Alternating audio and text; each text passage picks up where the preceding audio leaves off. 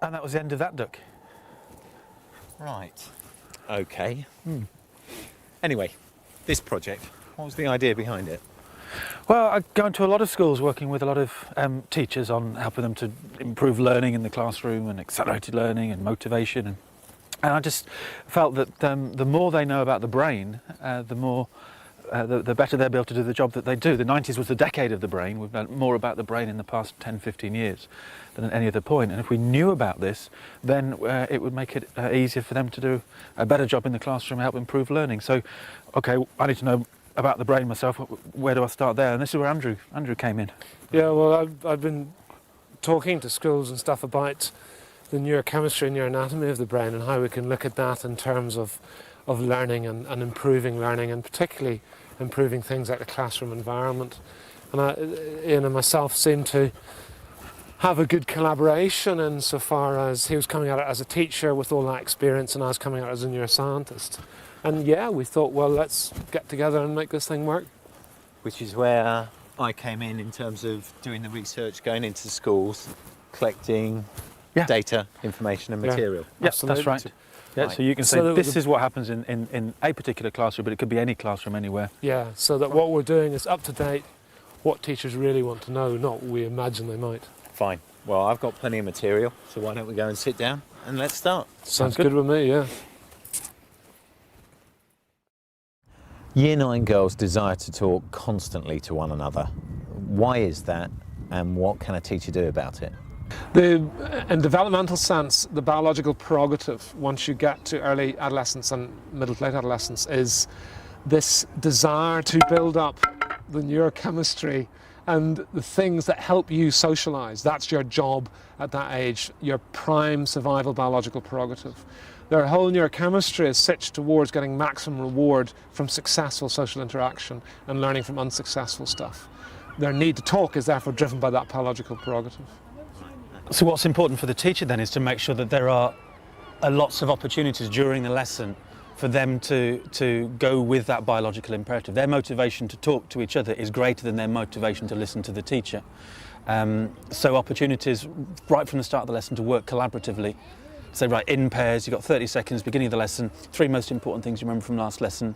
Or if the teacher's doing a bit of a chalk and talk bit, just part way through, I'd say 7 or 8 minutes or so. Right, you've got 2 minutes, turn to the person next to you, tell them in your own words what I've just been talking to you about. So you're building in opportunities to channel their natural biological imperative motivation to work together in a collaborative sort of way. On at least 2 occasions, I observed a boy and a girl exhibiting the same behaviour. A very quiet girl answered every question the teacher asked, but only to her friend. The boy answered every question, but at a volume that was barely audible. Why were they behaving like that? That question I would focus around the whole thought of environment. The biological systems work in environments by assessing the environment all the time. If they're in an environment where they feel threatened, concerned, and it may not be that specific environment, maybe learned from multiple environments that if they say something they don't always get it right, they get teased or in some way get negative feedback from that. Well, they learn then not to speak out. That's once again another biological survival prerogative. You're not very good at socializing things, well then you learn to not express it in that way. Talking to a friend, safe, it's probably a good friend that you feel secure and safe with. And the last thing I'd add to that is consider emotionally where the development is reached. Are these emotionally immature children who are much younger in their emotional outlook than their peer group and therefore find the sheer emotional sophistication of the peer group a threat? Right, okay. Ian, what can a teacher do then to improve that environment? In my experience, a lot of the time, girls are they'll share an answer in front of everybody once they've had time to work out if it's the right answer. The boys tend to lunge at the first answer that comes into their head. Is it this, miss? Is it that, miss? And what's the? I know. What's the answer? I don't know. What was the question? They just want to be first. Whereas the girls are happy to share, but they want to be right. So if the teacher gives more thinking time, less of the hands up question and answer stuff, who's got the answer, who's the first one with the right answer, guess what's in the teacher's head type answers, but saying, right, here's the question, you've got 3 minutes or 30 seconds or whatever it is, in 2s or 3s, so it's collaborative, how many answers can we come up with for this particular question? The girls then have the chance to work collaboratively, to share ideas, to talk about ideas and work out, is this the right answer? Then the teacher can go around and say, okay, what's your answer, what's your answer, what's your answer? So they're drawing out the answer, they're building on the confidence, they're helping the girl develop the confidence, but they have given the girl a chance to actually work out if it's the right answer first. In one class, many students, particularly the boys, were sat with their heads on the table. The teacher, quite naturally to me, said, perhaps if you sat up a little, it would help you stay awake. Was she right? Did their body position mean that they were falling asleep? Yeah, I mean, in a general sense, No. yes, that's a correct statement. That the more relaxed your body is, the less information there is coming to the arousal systems at the back of your brain. They're the things that keep you awake and make you go to sleep. So that some movement or change in posture or so on can increase the information to those arousal systems and make it more likely to stay awake. I would, however, say that some people need to relax their bodies so they don't overexcite that arousal system and make it more difficult to turn on their thinking and cognitive processes, so that test and see, are they actually paying attention or are they actually falling asleep? So don't judge it just on body position. Absolutely, absolutely. Yeah. Teachers tend to assume that sit down, sit still, back straight, arms folded, legs crossed, eyes front, big smile, look of love, that's the ultimate way to learn. But it's not written that that's the ultimate way to learn, and I can actually do that and be miles away. You see kids coming out of primary children coming out of assembly. You know, what did you learn in assembly today? And they've been sitting there like that and they're going, what assembly? It's just when some of us, we sort of concentrate best by staring out the window or just staring into space in order to concentrate on what's been talked about. So teachers have to be aware that the way the child is sitting isn't necessarily going to determine whether or not they learn or don't learn, but just measure it, just ask a few more questions. Rather than saying sit up, say, ask them the question, see whether they've actually been focusing on, whether they can actually feed back that they have been learning and have been listening, but not to assume that if they're not sitting in an appropriate way, that therefore they're not learning, because it isn't necessarily the case. A table of boys were engaged in conversation. It wasn't about the task. They weren't being particularly disruptive. I think they were discussing who is the better player, Ronaldo or Henri. Once again, we're talking about, well, this is an area about attentional systems. The attentional systems in the brain require, first of all, switched on arousal systems, but they also require emotional involvement. You have to be emotionally involved with something to pay attention. Our emotional systems are based on biological prerogatives, not on esoteric intellectual ones, though they can become biological prerogatives. So passing exams to get better marks, so you can earn more money, so you can have a bigger television set to watch. Who was it on? Ronaldo. All right, them. On, then that can become a biological prerogative because it fits into something that pays your biological attention. Why are boys talking about that? Boys' biological socializing prerogative is to do, by and large, with competitive success. So who's best? All the superlatives, as opposed to girls who are more likely to do. They actually do that as well, but it's done in a different way. What I would say is, if that, talking about football during a task, is helping their biological systems to be more turned on, more able to pay attention, they may actually be performing the task better than if they weren't talking about that and were focused entirely on the task. Once again, assess what's going on. Are they talking about this and still getting good marks in their exams? Then that's fine. Let them talk about it and do the task at the same time. If they're talking about it and that's overtaking their attentional systems, their biochemical ability to work in the brain, and they're doing less well in exams, then yeah, it's a problem. So how does the teacher measure the difference then? The difference? The difference in terms of, is this conversation disruptive? Do I need to bring them back on task, Okay. or do I let it go? If the teacher sets the task, the result, the achievement of the task, if you do the task, you will have achieved this at the end of it, and here's the deadline for doing it. So you've got 10 minutes to finish 10 questions, for example. If at the end of that they finish the 10 questions in the 10 minutes and we're still talking about the football and the quality of the questions is okay, then they've proven, the students have proven that it's okay to talk football and do the work at the same time. If they haven't either finished in 10 minutes or the quality of the work isn't right, then the students have proven that it's inappropriate to talk football during that time, there is still the biological need to talk about the things they want to talk about. So the teacher then is building into the lesson opportunities to allow them to talk football. It might be, beginning of lesson, part way, to say, right, you've got 10 minutes. At the end of 10 minutes, when you've got them all right, you've then got 3 minutes football time, football talk. Yeah. What you're also doing is building the relationships by talking football with lads. You're building even though you might not know anything about, clearly, anything about football, you are building the relationship with the students. And if you get the relationships right, then so many of the things sort of fall into place. So one teacher told me about a group, she spent 10 minutes talking football, beginning of a lesson once with this group of lads, knowing that if she'd been observed, she would have been criticised for it. The following lesson, the kids are turning up saying, what are we doing today then, miss? She'd used the football as a way of getting them on her side. Building a relationship with them. Yeah. Okay. Ian, turn that light off. It's time to get moving to the next one.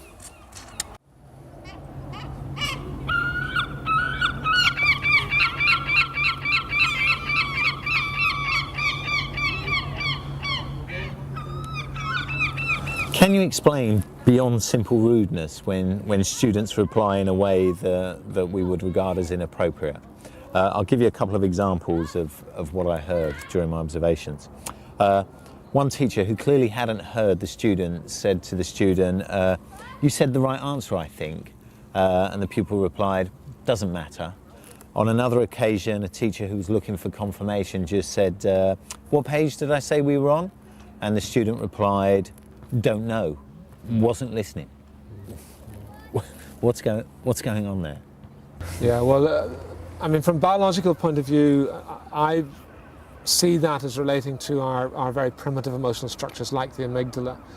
The amygdala is very old. Evolutionary sense, it's at least 200 million years old. Its survival prerogative, therefore, is fight or flight response. Now, in our brains, it's become more sophisticated than that, but that's its basic drive. We develop, as we mature, systems of controlling amygdala response. But I would view what's happening in your situation, what's happening in the brain, is that the amygdala is viewing this as a threat, either because the brain's immature and hasn't developed more sophisticated ways of interpreting what's going on, or, and perhaps as well as, they've learned a behavioural prerogative that if you respond to a question wrong the first time and you try and make up for that response, somebody gives you a hard time and damages your biological self-esteem. Right, okay. How should a teacher just do? How can a teacher deal with that? If we're saying that one of the most important things that the teacher has to do in the classroom is to develop and establish a meaningful relationship, a learning relationship in the classroom. I see a lot of relationships that get blown out of the water because the teacher focuses on the one bit of inappropriate behaviour and hangs on it and won't let it lie. Don't say that, you should say this, why'd you say that, tell me again, I can't hear you. And they undermine themselves, not only in terms of the relationship with that individual, but also with the whole class. The sense of humour is so important. There's just the smile, just to say, and just walk away. And then you perhaps need to come back to it at the end of the lesson, say, can I just have a word with you? The way that you responded, how could you have done that better? So you're teaching them how, you're letting them know that the behaviour was inappropriate, but doing it in a mature way. You're giving them a chance to actually to learn from it, how could it be better next time? More important than both of those, you're modelling to the student how to be mature, how to use your higher level, higher thinking neocortex, adult human brain. You're not letting your amygdala take off so that you've got two amygdalas firing, where the whole thing escalates, the whole thing gets out of control. And I see a lot of times where things do escalate in the classroom, the teacher is escalating just as much as the child. The child needs to learn from the teacher how to be an adult human being, how to stop and think and then act and then review it at the end. Can you perhaps explain about what I would call mild confrontation between student and teacher? Things like coats off, put your mobile phone away. I observed this in about 60 to 70% of the classes that I went into. If I could give you a specific example, there was one student who was rocking back in his chair, and the teacher asked him to sit properly on the chair. His reply was, I'm doing my shoelaces up. Then he said, I've done them now, and he sat down properly. What exactly was going on there in that exchange, and how should a teacher respond? I mean, I think the rocking on the chair is harping back to this whole thought about keeping arousal systems activated so you can pay attention in class. I personally was a compulsive chair rocker in classrooms because sitting still for long periods of time it makes me fall asleep. I stop being able to concentrate, so I move. And that's well recognised, that children need to do different levels of activity to be able to keep their arousal systems going, their brain switched on, so they can actually pay attention to what's happening. So the first part of this is, I wonder, should he have told him stop rocking in the chair? I mean, so what if he's rocking on the chair? The response, I'm going to tie up my shoelaces, is really that pupil preserving control of the situation, because I'm not going to do it now, I'm going to delay this a little bit and then go on. That's to do with self-esteem and the whole biological systems to do with, if I'm dominated by this environment, I start to lose part of myself. So Ian, would you suggest then that the teacher should ignore those moments, because they happen quite frequently? Yeah. Coats off, put your mobile phone away. Not ignore, because the school has rules and the students need to understand when it's time to follow the rules, when it's not time to follow, which rules can be broken. But if these are the rules and we're at school, therefore we have to play by these rules. But it's the way that they do it. With the tying the shoelace, for example, the students say, I'm tying my shoelace. To say, it's a phrase from behaviour management, partial agreement. I know you're tying your shoelace, and will you sit quietly on your chairs? Will you sit still on your chair? So you're taking what they're saying and bouncing it back and sending it back. You're not showing that you're upset by it, you're not getting cross, you're rising above it, you're working your higher level thinking, so you're modelling to them how to be adult, and you are making sure that they know that their behaviour isn't right. What you've also got with this is a lot of times at the beginning of lessons, I see lessons go downhill because of the take your hat off, take your coat off, put your stereo away. If the first part of the lesson goes wrong, it's hard to get the rest of the lesson right. The first part of the lesson is so important, and maybe you get your lesson going, and then to the 1 or 2 or 3 individuals who are behaving in an appropriate way or breaking the rules, you can then have a word with them more discreetly than in front of the whole class. Right, you come on, take your coats off, which again is confrontational. With some of the boys especially, the non-verbal cues helps here as well. So one I've come across is that means 4 legs on the chair for the rocking, or it could be the hat, or just some non-verbal cue that gives the message to the individual child, this is what you're doing, but you're not using the language. And especially with some of these boys again, coming at them in a way that doesn't involve language can be quite useful, can actually get to them a lot quicker. It's the same with praise. Saying to the boy, oh, haven't you done well, might not work. Saying to the boy, might work far better. Right, okay. Can I ask about confrontation from student to student? Again, in a lot of classes, I heard things like, oh, you're thick, or you idiot, fancy not knowing that, you divvy. They're constantly putting one another down. Why did students do that, and how can a teacher intervene? Once again, biologically, we're talking about establishing social boundaries, how one works inside the herd. Very simple, primitive things that can be observed in all complex behaving animals. And of course, we're just part of complex behaving animals. Interestingly, whilst what you're expressing there is very much a sort of male way of going about it, girls of course do exactly the same thing, except they don't express it in such an overtly aggressive way, but they have the same shuffling for position inside the herd. Once again, this gets back to our primitive background systems, building up your own self-identity in a biological and neurochemical sense compared to how that interacts with the rest of the world. A last point on that is that if you look at testosterone levels, having high testosterone levels, which some people would say will produce those aggressive behaviours, actually it doesn't. People with high testosterone levels are not more likely to be aggressive in terms of their non-triggered behaviours. But if they trigger a behaviour, that behaviour is more likely to be aggressive. So not only peer-to-peer, but adult to child, if they're used to having a threat or aggressive response to who they are, that will make it more likely every time that their own response will be aggressive to that first response. What we sometimes forget as well as with teachers is that the child who's saying, oh, you stupid, whatever, to the child next to him, if it's some of the boys especially, that's actually, they're not insulted by it. That's just the language that they use. They see that as appropriate. We perhaps have a different frame of reference, a different social background to them or whatever it might be, and we actually say, well, no, you can't say that, therefore you are wrong, you are bad. But they weren't being wrong or bad. They were just actually being quite friendly to the lad, to their friend, by using that sort of language. So again, if the teacher focuses on the inappropriateness of the language at that time, they can actually lose their own credibility with the group, whereas by taking it later and saying, what about the language that we use? How did you feel about it? How do you think the other person felt? Was it appropriate? Was it not appropriate? Then we can actually work with them and mould them and help them know when to use language when, but without turning it into a confrontational situation in the classroom, which with the testosterone, what we're saying here is not, I've got testosterone, therefore I'm going to be trouble, but I've got this testosterone, if I'm triggered, I'm going to be trouble. So it's trying at all times just to sort of calm it and keep the triggers out of the situation in the classroom. Shouting out in class at inappropriate times was something I witnessed by both boys and girls. Why does it happen, and how can it be effectively managed? From the point of view of what's happening in their brain, the likely thing is that they have significant elevation of their arousal system that's pushing them to make a response. Their systems haven't matured, or they haven't learned the behaviours that allow them to contain that response. One of the comments on maturation of emotional structures is that you're able to put something off. So you don't have to go and buy the ice cream now, you can hang about and wait for half an hour and then you can go and buy the ice cream. So it's this spontaneous produced behaviour because the pressure inside them, they can't contain it, they can't hold it down. By releasing that pressure, they then feel relaxed.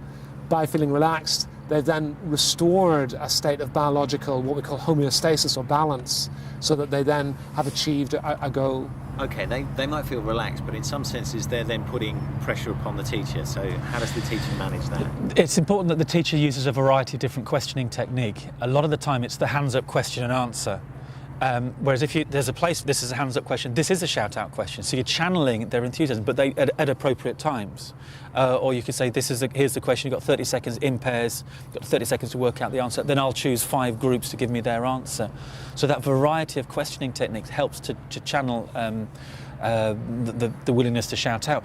What's also important, very important for the teacher to be aware, is that when we say don't shout out, what we're really saying is, will you please stop being so keen and enthusiastic with your right answers? They're showing enthusiasm for learning and enthusiasm for the subject, and you're squashing it out of them and telling them that they are wrong for that. So there's a place for channeling it. One classroom I was in, a group of lads on the back row. By the end of the lesson, they're all on a C1 or a C2, which is a consequence 1 or 2 behaviour management thing. Their crime had been shouting out and talking to each other. What have you got? I've got this. Oh, I've got this, sir. The teacher wasn't aware that what they were talking to each other about and shouting out was actually the maths. It was a maths lesson. Now he's aware of this, spends a lot less time at the board, a lot more time. Here you go, lads. Here's the challenge. You've got 5 minutes. Work it out. Let me know what you get. So again, it's this channeling the way that they want to work rather than trying to express it out to them because they are behaving in an inappropriate way. Cool, well that's a tortilla. Turn that light off there, Ian, would you?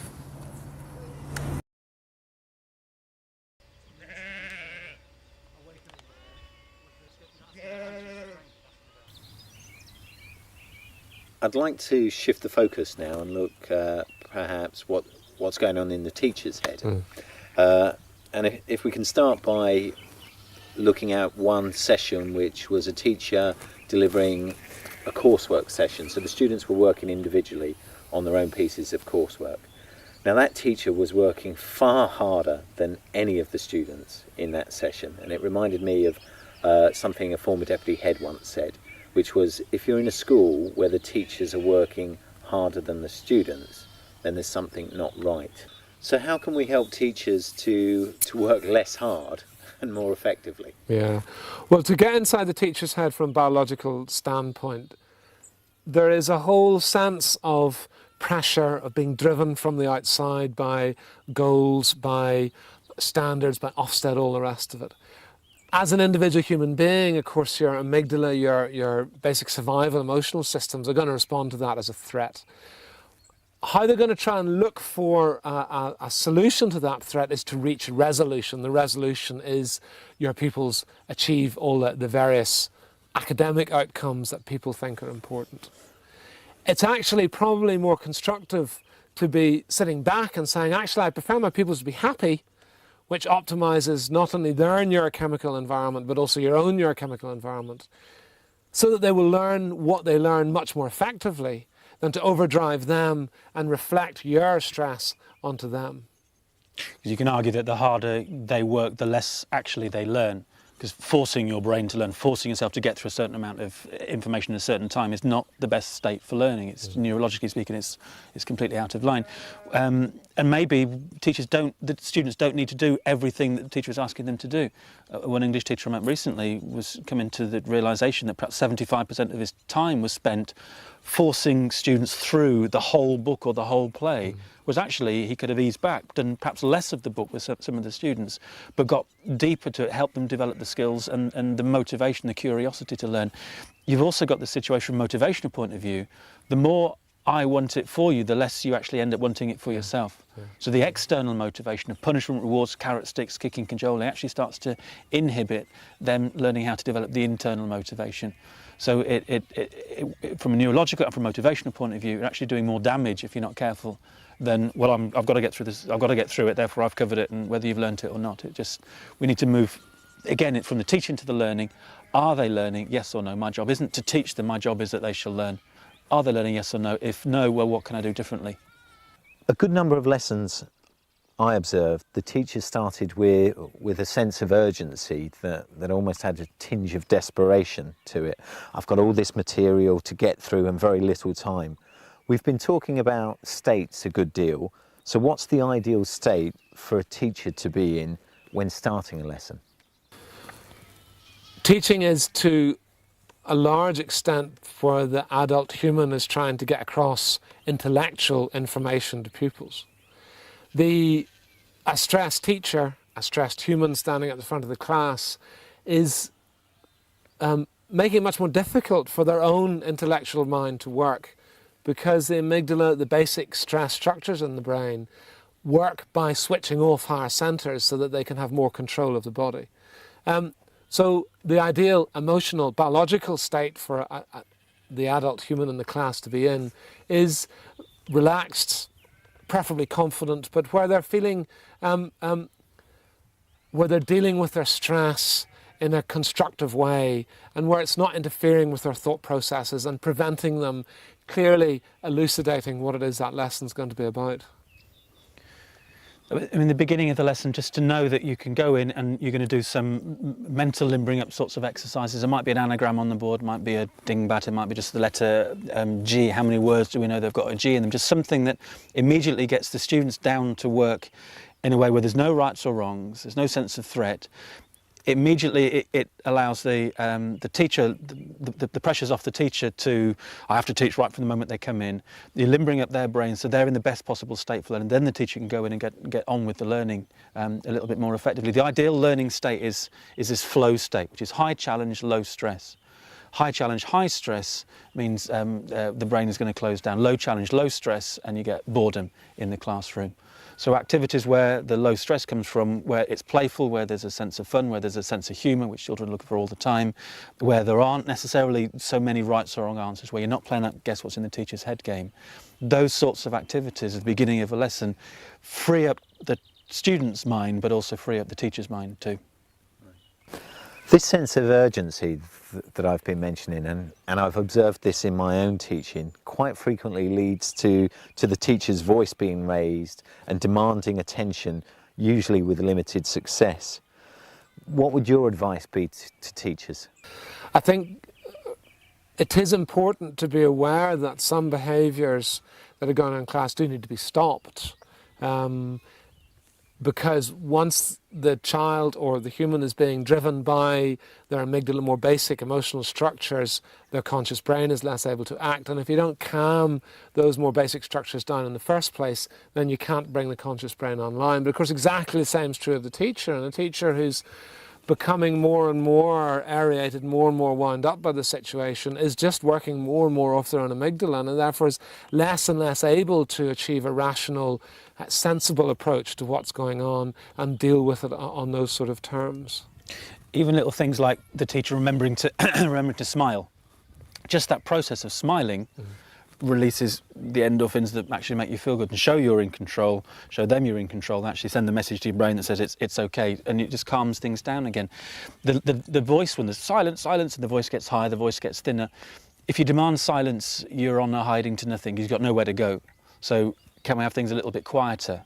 Means you don't lose face quite so much, because you ask for silence and don't get it, you've lost. And that's a dangerous situation. There's also the teacher always using language to try and get their point across. Maybe there are non-verbal cues. You can look like a hotspot, a part of the classroom that you always go to tell them off. And you're never there unless you're telling them off. So you teach with your smile on your face as if everything's okay, or assuming everything's okay. If the noise gets a bit high, you perhaps go over to your hotspot. The noise does start to go down, because it doesn't take them long to pick up these non-verbal cues. You walk back again as if nothing happened. The non-verbal cues can help as well as the language. And I do believe, from the language point of view as well, that all teachers should have some sort of language coaching, be aware of the language that they use, whether it's the thin voice that they get if they start shouting, some of them, or even just the way that they teach, the language that they use when they are teaching. Sometimes it can, a phrase I once heard, we bathe people in sound with the language that we use. So once you're aware of that, then you start to know that you've got such power in your voice by modulating and moderating your voice. And maybe by talking quieter, you actually get their attention more than shouting at them to be quiet. I'd like to throw some phrases at you. Stand behind your desks, silence, raise your hand if you wish to speak, one voice at a time, stand, push your chairs in, no talking. It was only when I observed these sessions that I realised a lot of the language I was using as a teacher was the language of control. What's going on that I feel that need for control? And also, how else can teachers teach? Yeah, to look at going on inside the teacher's head again, I think the issue for me is that as humans, we all have habits, ways of behaving, things that make us feel secure. I think it's very important to remember that the single most important element in the classroom environment is the teacher. And if the teacher's taking a lot of baggage from previous experience, past life, whatever it is, into that classroom without having looked at that or worked at that, then they're bringing something into that environment that's going to significantly interfere with the child's ability to learn. Excess strictness, we know, is actually fundamentally damaging to children's emotional growth. So I would say in this situation, if you are very strict, you really need to look at your own behaviour and your own baggage that you're carrying and perhaps do something about that. I believe that in the classroom, control is like respect, and you actually get it by giving it out more. A lot of teachers say to me how they are control freaks, and there's a sense that they have this vice-like grip of control, and every question that is asked has to come from me, and every answer has to come to me. But actually, by giving out the control a lot more, we make it easier for ourselves, less confrontational, and get a whole lot more out of the students. One of the definitions of what it takes to be happy is that we have a sense of control over what's going on in our own life. And so little things in the classroom like, do you want to go first, do you want to go second? Do you want your test at the end of the lesson or at the beginning of the lesson? Here are 10 questions, do them in any order, do the hardest 5. Little things like that allow students to take control. And when we take control, that gives us this internal locus of control that helps us with our motivation, with feeling happy. And if we're feeling happy and motivated, then there's less reason for the teacher to make us have to do things. And what the teacher then is doing is influencing them to behave rather than trying to make them control and make them behave and make them learn. Good, well that finishes that one. Do you want to get the light there, Ian? Yeah.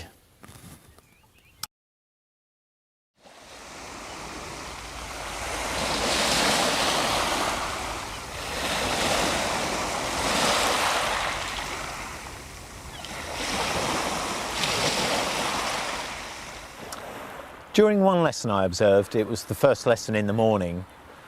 After 30 minutes of sitting and listening to the teacher who was moving and talking, my feet were freezing. I noticed some of the girls across their arms were pulling the sleeves down on their jumpers to keep warm. Do you think as teachers on the move and working hard, we underestimate the impact the environment has on their learning? Yeah, absolutely. The biological prerogatives in our deeper and older brain structures are to do with survival. That priority list is food, warmth, and then if you're old enough, sex. If you're in an environment where you described the shivering children or where their feet are freezing cold, that's going to attract their biological attentional systems because it's a higher threat to survival than whether or not they're paying attention to what you're saying about history. So very, very important to get the physical environment correct so your pupils are feeling relaxed and comfortable so that they can then absorb what you're dealing with intellectually.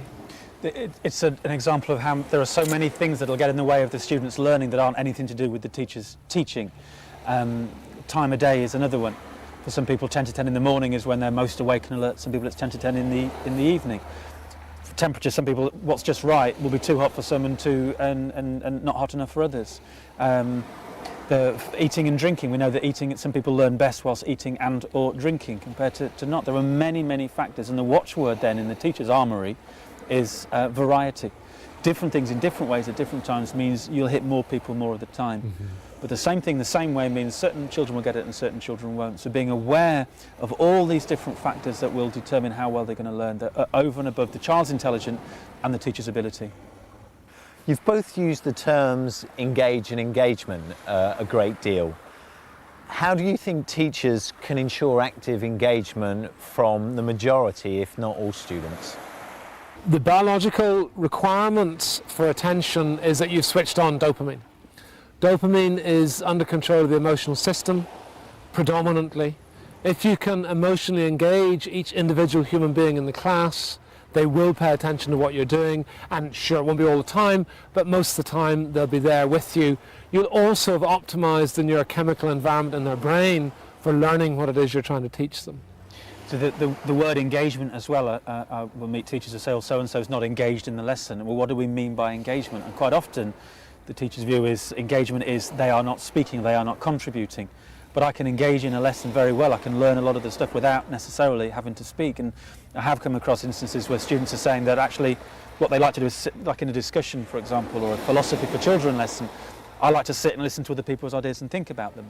This is how one girl explained it, and she said having to vocalise her own ideas gets in the way of her own thinking. Mm-hmm. But we tend to think those who are speaking most are thinking, those who aren't speaking aren't thinking, but that isn't necessarily the case. Maybe those who are speaking most are thinking least, which quite often is the case. So engagement is, what do we mean by engagement? How do we know whether that engagement is actually helping learning or possibly getting in the way of the learning? So again, the focus is on the learning. What have they learned? A lot of teacher time and energy seems to be taken up with student behaviour rather than student learning. How can we as teachers keep student learning as our focus? I think it's remembering that behaviour is a symptom of certain underlying causes, and what are those causes? The child will behave in a particular way that suits them, that fits their survival imperative at any given time. If, as the teacher, we might not be able to control them and make them do stuff without causing conflict, but we can influence them into learning by addressing some of the learning issues. So are we using learning styles that are appropriate to them? Are we using a range of different sorts of intelligence? Are we engaging positive emotions in the lesson? Because positive emotions are not an optional extra. If we're doing more of those sorts of things, then there may be less reason for them to be behaving in an appropriate way to hit their survival imperative. And biologically, of course, this is again about attention and engaging emotions so that their attentional systems are switched on to you and not to other things which might be getting their attention. We are emotional creatures. Our emotional system, our limbic system, controls our whole learning chemistry. If you can engage in someone as an emotional human being and make connection with that person, you're then giving them biochemical advantage, and the behaviours then become secondary to that. If you're constantly looking at the behaviour, that's the surface. What's the cake? Why are you not engaging with this person at an emotional level which allows them to optimise their neurochemistry to learn what it is you're trying to teach them?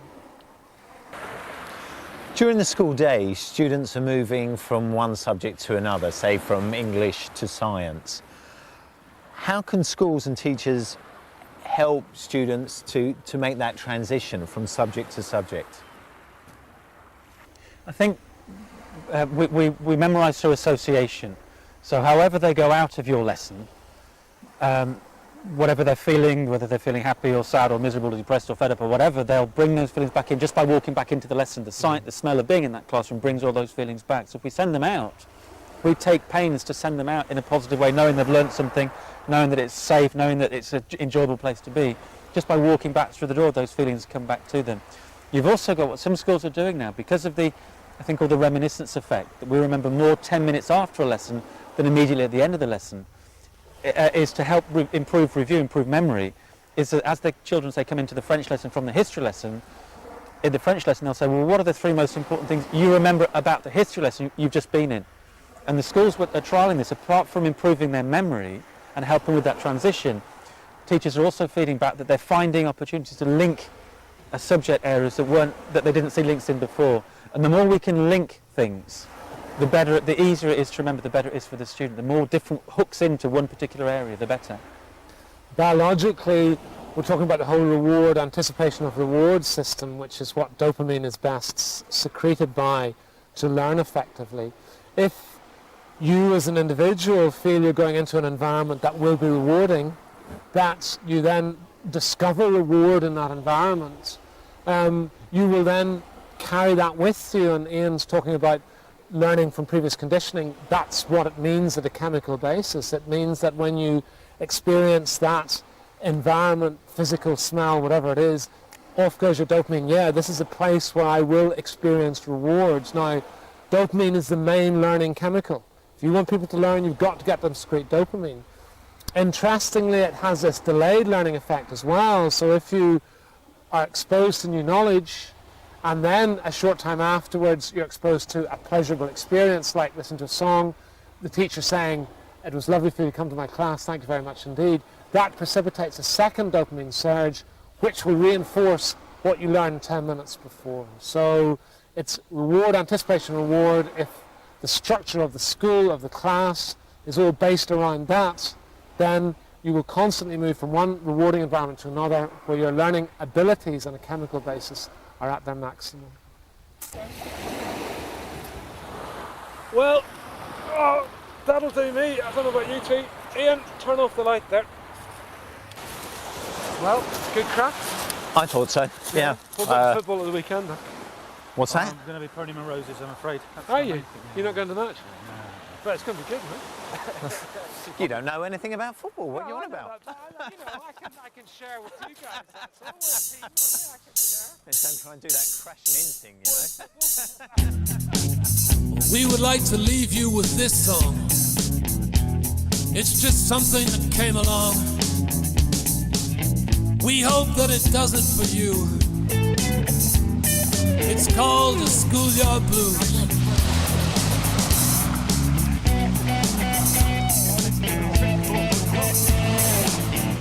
Can you be quiet then, Ken? Well, I woke up this morning, couldn't get out of my bed. Yes, I woke up this morning, I've got to go and see the head.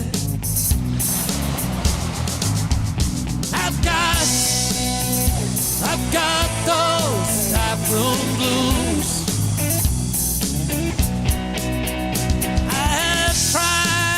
I've tried till I near broke down and cried. Teach those children what they need, but they don't seem to take no heed. I've got those classroom blues. All right, take it away. You know, I love the way you do that. That's just brilliant.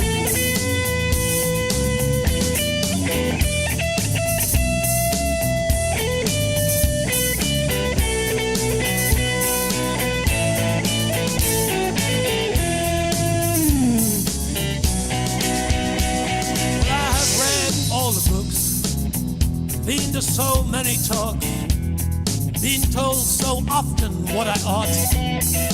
Things to help the education, improve my classroom situation. I've got those insect blues. So help me please, I'm so sick and tired. can I churn them up to burn and yearn to learn?